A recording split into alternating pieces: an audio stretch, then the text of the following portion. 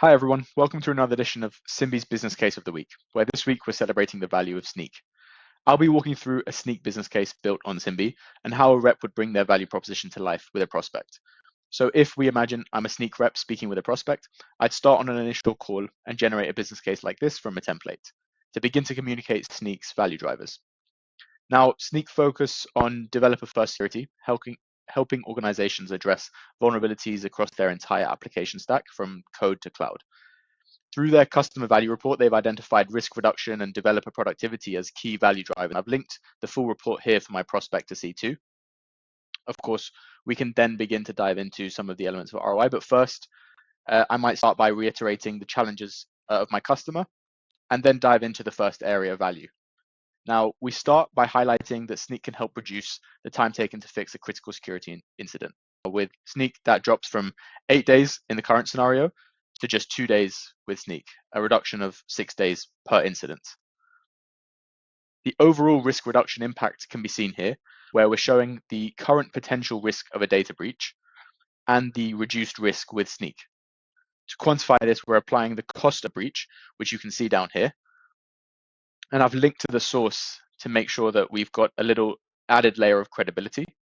We then get a top line reduction and the quantified value for our prospect to be able to see. I've also got a couple of areas of additional context just to add to the narrative.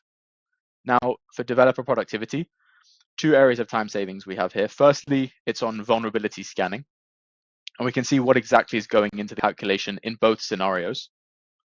On a call, I might want to customize these variables based off my prospect's specific metrics. So I can actually go into this, start to change some of these numbers. And you can see that the chart on the left will then change to reflect what exactly is happening in these variables.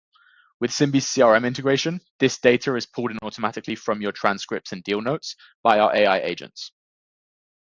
The second area of time savings is with scan time. And so we're showing the actual number of hours per vulnerability reduced by 16.8 hours per vulnerability. And again, a little bit of additional context. Now, to quantify this, we're bringing together both of those time savings and showing the value of that combined time saved.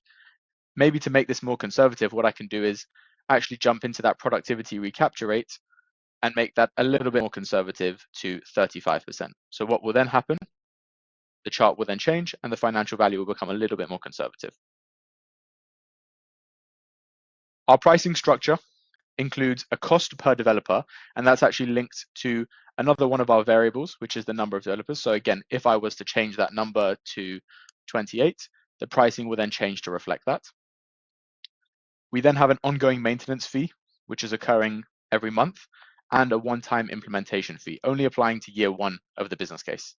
This then brings us to a really compelling ROI based off my prospect's specific total cost of ownership and their specific metrics with regards to the uplifts. In the exec summary, I can jump back up and highlight the main points of the business case on the quantitative side, but also generate the qualitative elements with AI. That includes the introduction and how Snyk will address the customer challenges, which I've already addressed.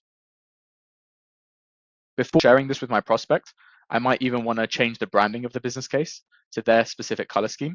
So I can actually then do that by adjusting the colors, even adding a logo into the top left corner to really transfer ownership of the business case onto my prospect. At this point, I can then share the business case by email with my prospect, either directly to their inbox or via a hyperlink, which I can attach in a follow-up email. I want to emphasize that all the information about Snyk, including value drivers and pricing, comes from publicly available sources. And what we've explored today is a value hypothesis showing what the Snyk business case might look like on Simbi. Thank you for watching, and I hope you enjoyed.